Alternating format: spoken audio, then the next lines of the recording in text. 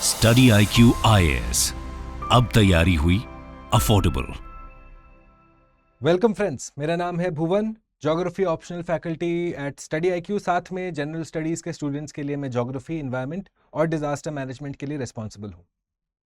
आज के इस लेक्चर का एजेंडा है कि हमें क्लाइमेट फोर्सिंग ऑफ वोल्केनोज के बारे में समझना है। तो चलिए फ्रेंड्स, शुरुआत करते हैं और सबसे पहले समझते हैं कि एग्जैक्टली क्लाइमेट फोर्सिंग होता क्या है। तो फ्रेंड्स, ऐसा समझिए कि क्लाइमेट फोर्सिंग का अर्थ है कि आपका क्लाइमेट के ऊपर क्या इफेक्ट पड़ेगा।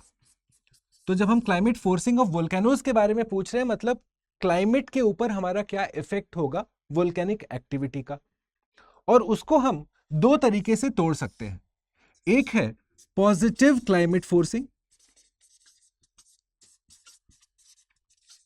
और दूसरा है नेगेटिव क्लाइमेट फोर्सिंग। ओके, अब यहां पे एक क्वेश्चन बन सकता है कि किस में कूलिंग होता है, किस में हीटिंग होता है, कैसे हमारा क्लाइमेट को गर्मी बढ़ेगा उस वोल्केनिक एक्टिविटी के चलते या ठंड बढ़ेगा वोल्केनिक एक्टिविटी के चलते। तो हम क्या देखते हैं फ्रेंड्स, पॉजिटिव क्लाइमेट फोर्सिंग में आपका वार्मिंग एसोसिएटेड है, यानी कि वोल्केनिक एक्टिविटी के चलते हमारा क्लाइमेट में वार्मिंग होगा, और नेगेटिव क्लाइमेट फोर्सिंग के साथ कूलिंग एसोसिएटेड है, यानी कि वोल्केनिक एक्टिविटी के चलते ग्लोबल स्तर पे हमें कूलिंग देखने को मिलेगा, ठंड देखने को मिलेगा।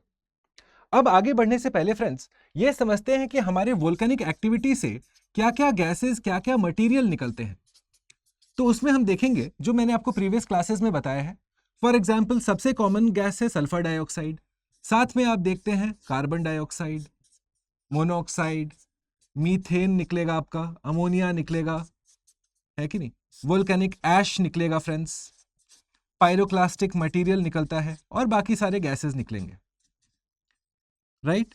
अब एक चीज समझिए फ्रेंड्स कि आपका जो सल्फर डाइऑक्साइड है वो जब पानी, ऑब्वियसली वाटर वेपर भी निकलता है, let's not forget water vapour तो इंपॉर्टेंट है ही। अब जब सल्फर डाइऑक्साइड निकला ना फ्रेंड्स, तो आप देखते हैं कि वो वाटर वेपर के साथ इंटरैक्ट करके सल्फेट एरोसॉल्स बनाते हैं। अब एरोसॉल्स क्या होते हैं फ्रेंड्स? एरोसॉल्स एक तरीके से हमारे पूरे के पूरे एटमॉस्फेयर में they provide the surface area for the process of condensation.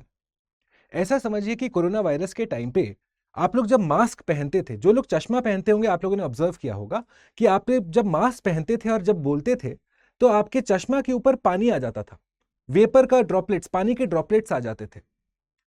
आप कहेंगे सर वो क्यों हो रहा था? क्योंकि प्रोसेस ऑफ कंडेंसेशन के चलते हो रहा था। आपका गर्म हवा आपके बॉडी के अंदर से आ रहा है और वो वहां पे कंडेंस कर रहा है। यानी कि कंडेंसेशन के प्रोसेस के चलते हमें क्या क्या चाहिए फ्रेंड्स? दो चीजें हमें चाहिए ना, एक हमें चाहिए गर्म हवा और दूसरा एक सरफेस जिसपे कि कंडेंसेशन का प्रोसेस हो सके, है कि नहीं। इफ आई से कि आज के टाइम पे कंडेंसेशन के प्रोसेस के लिए I need two things. One, I need warm air which is full of moisture, moisture का एयर वाला, करेक्ट। और दूसरा I need a surface area. जो मैंने आपको अभी एग्जांपल में बताया, हमारा चश्मा बनता था वो सरफेस एरिया। तो फ्रेंड्स, ये सल्फेट एरोसॉल्स क्या करते हैं? ये बेसिकली एक सरफेस एरिया प्रोवाइड करते हैं फॉर कंडेंसेशन, और जिसके चलते आपका कंडेंसेशन का प्रोसेस होगा, जिसके चलते क्लाउड फॉर्मेशन होगा, जिसके चलते रेनफॉल होगा, करेक्ट। तो ये एक गैस का रहा क्लाइमेट फोर्सिंग के, हाँ ये जितना निकलेगा उतना बारिश होगी। अच्छा, अब कार्बन डाइऑक्साइड के ऊपर देखते हैं, जिसे हम कहते हैं ग्रीन हाउस गैस। यानी कि इस ग्रीन हाउस गैस का एक्टिविटी कैसा होता है फ्रेंड्स? कंसीडर करिए कि ये आपका अर्थ है, तो आप देखते हैं कि आपका इनकमिंग शॉर्ट वेव रेडिएशन है सन की साइड से, इसे हम कहते हैं शॉर्ट वेव सोलर रेडिएशन, और क्लैरिटी के लिए लिख सकते हैं incoming short wave solar radiation. और एक बार ये आपके सरफेस को टच करके उसके बाद वापस निकलता है स्पेस की तरफ, तो इसको कहते हैं outgoing long wave terrestrial radiation. Terrestrial मतलब अर्थ के सरफेस को हिट कर चुका है। तो आप क्या देखते हैं, कार्बन डाइऑक्साइड और इसके जैसे ही बाकी ग्रीन हाउस गैसेज इस आउटगोइंग लॉन्ग वेव रेडिएशन को कर लेते हैं ट्रैप। दिस इज ट्रैप्ड, जिसके चलते आप देखते हैं आपका हीट बढ़ना चालू होता है, और इसी को हम कहते हैं ग्लोबल वार्मिंग। तो ग्लोबल वार्मिंग किस पे निर्भर है फ्रेंड्स? कि जितना आपका कार्बन डाइऑक्साइड और बाकी ग्रीन हाउस गैसेस के कॉन्सेंट्रेशन का इजाफा होगा, जिनका जितना उनका कॉन्सेंट्रेशन बढ़ेगा उतना ज्यादा हम ग्लोबल वार्मिंग देखेंगे। करेक्ट। तो ये रहा कार्बन डाइऑक्साइड का स्टोरी फ्रेंड्स। सिमिलरली आइए ऐश पे। ऐश क्या होता है ना फ्रेंड्स, आप देखेंगे कि अर्थ के हिस्ट्री में वोल्केनिक इरप्शंस जब हुए हैं ना, तो इस ऐश के चलते एक ऐश का क्लाउड बन गया है।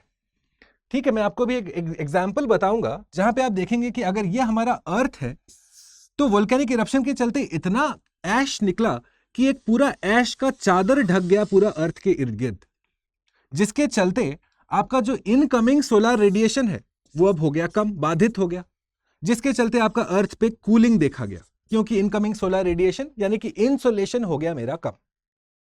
ठीक है, तो जब ये कुछ देख लिया फ्रेंड्स, चलिए अब डिस्कशन की तरफ बढ़ते हैं।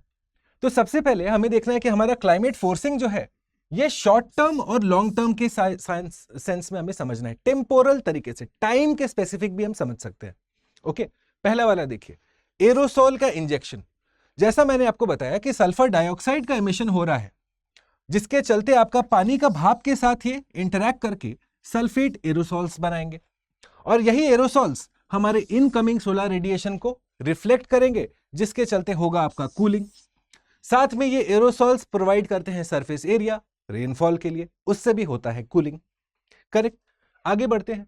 उसके बाद हम देखेंगे हमारे ऐश क्लाउड्स, जैसे मैंने आपको बताया कि ये लाइट को, सनलाइट को ही ब्लॉक कर देंगे, इंसुलेशन को ही रोक देंगे, जिसके चलते आपका अमाउंट ऑफ सनलाइट जो आ रहा था वो हो गया कम, यानी कि फिर से शॉर्ट टर्म कूलिंग होगा। देखिए फ्रेंड्स, शॉर्ट टर्म टाइम पे, टाइम सेंस में शॉर्ट टर्म कूलिंग ऑब्जर्व किया जाएगा। Similarly volcanic eruptions green house gases release करेंगे। जितना ज्यादा ग्रीन हाउस गैस होगा फ्रेंड्स, यानी कि उतना ज्यादा हीट ट्रैप होगा, उतना ज्यादा आपका ग्लोबल वार्मिंग होगा। तो यही आप देख रहे हैं friends. Correct. They will trap the outgoing long wave radiation. Correct. आगे बढ़ते हैं। जो वाटर वेपर हमारा निकल रहा है, सुपर हीटेड स्टीम निकल रहा है, ये भी हमारा आउटगोइंग लॉन्ग वेव रेडिएशन को ट्रैप करता है। It acts similar to a greenhouse gas. Correct. तो जितना ज्यादा आपका H2O का वेपर है, यानी कि उतना ज्यादा आपका propensity to trap heat and thus the likelihood of having higher rate of global warming. Correct. तो ये रहा क्लाइमेट फोर्सिंग ऑफ वोल्केनोज। अब कुछ एग्जांपल्स देखते हैं। फॉर एग्जांपल माउंट टम्बोरा 1815 में ये इरप्ट किया था। इतना ज्यादा ऐश निकला फ्रेंड्स, आप देखिए, एक साल तक सनलाइट की कमी देखी गई थी 1816 में, the great year without summer. ये माउंट टम्बोरा के इरप्शन के चलते हुआ था। सिमिलरली आप देखते हैं कि क्राकातोआ का इरप्शन हुआ है 1883 में। आप देख रहे हैं ओवरऑल 1.2 डिग्री सेंटीग्रेड तक ग्लोबल कूलिंग हुआ है कि नहीं? तो ये समझिएगा फ्रेंड्स कि वोल्केनिक एक्टिविटीज से कूलिंग का चांसेस ज्यादा है। क्यों? क्योंकि सल्फेट एरोसोल्स बनेंगे, वोल्केनिक ऐश बनेगा। काफी दफा स्टूडेंट्स को लगता है कि सर क्योंकि कार्बन डाइऑक्साइड ज्यादा निकलेगा तो उसके चलते ग्लोबल वार्मिंग होगा। तो ध्यान रखिएगा फ्रेंड्स कि वोल्केनिक एक्टिविटी से जो कार्बन डाइऑक्साइड निकल रहा है, जब उसको हम कंपेयर करते हैं एंथ्रोपोलॉजिकल एक्टिविटीज के चलते जितना कार्बन डाइऑक्साइड निकला है, तो हम उसमें बाय फार बहुत इजीली हम लोग जीत जाते हैं। एंथ्रोपोलॉजिकल एक्टिविटीज के चलते जो कार्बन डाइऑक्साइड की मात्रा है वो बहुत हाई है as compared to volcanic activities. इसीलिए वोल्केनिक एक्टिविटी से ग्लोबल वार्मिंग का डायरेक्ट एसोसिएशन है, पर उतना प्रोमिनेंट नहीं है। करेक्ट। सिमिलरली आप देखिए माउंट पिनातुबो, इसके चलते भी आपका टेम्परेचर बहुत कूल हुआ है। Moderate effect of cooling was observed. Right. तो फ्रेंड्स ये था हमारा वोल्केनिक एक्टिविटी का climate forcing. Okay, short term, long term, plus आपका ग्लोबल कूलिंग और ग्लोबल वार्मिंग से ये कैसे रिलेटेड है। ध्यान रखिएगा कि कॉन्सेप्चुअल क्लैरिटी तो मैंने आपको प्रोवाइड कर दिया इस कॉन्सेप्ट में, पर आपको क्वेश्चन सॉल्विंग के लिए एक किताब की आवश्यकता पड़ेगी। ध्यान रखिएगा कि प्रीलिम्स में सक्सेस के बस दो ही पहलू हैं, एक कि हर कॉन्सेप्ट हमारा रहे क्लियर विथ एग्जांपल्स, और दूसरा कि उस कॉन्सेप्ट पे हम जितने सवाल लगा सके। तो आज ही जाइए स्टडी IQ के वेबसाइट, क्योंकि ये 1000 MCQ का जो सीरीज है ना फ्रेंड्स, ये बहुत ही क्रूशियल किताब बनेगा आपके प्रिपरेशन में। ओके, जो कॉन्सेप्चुअल क्लैरिटी का प्रैक्टिकल एप्लीकेशन है सवालों में, वो आप बेहतर उस स्किल को डेवलप कर पाएंगे जब आप क्वेश्चन सॉल्विंग आज से शुरू करते हैं फॉर 2025 या 26। तो स्टडी IQ के वेबसाइट पे जाइए और इस किताब को आप मंगवा सकते हैं। मैक्सिमम डिस्काउंट के लिए आप यूज करिएगा code BALIVE, BALIVE।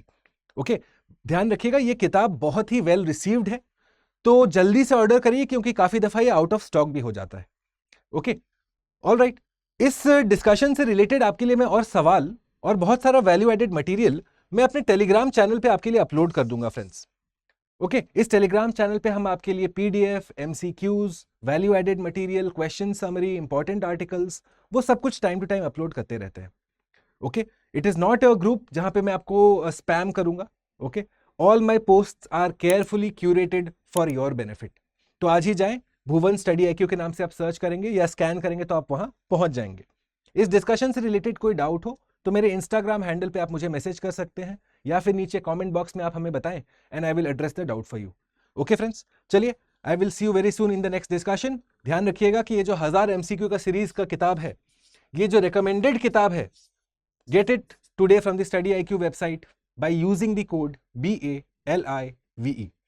Please do leave a like and a comment before you leave. I shall see you very soon with my next presentation. तब तक के लिए नमस्कार।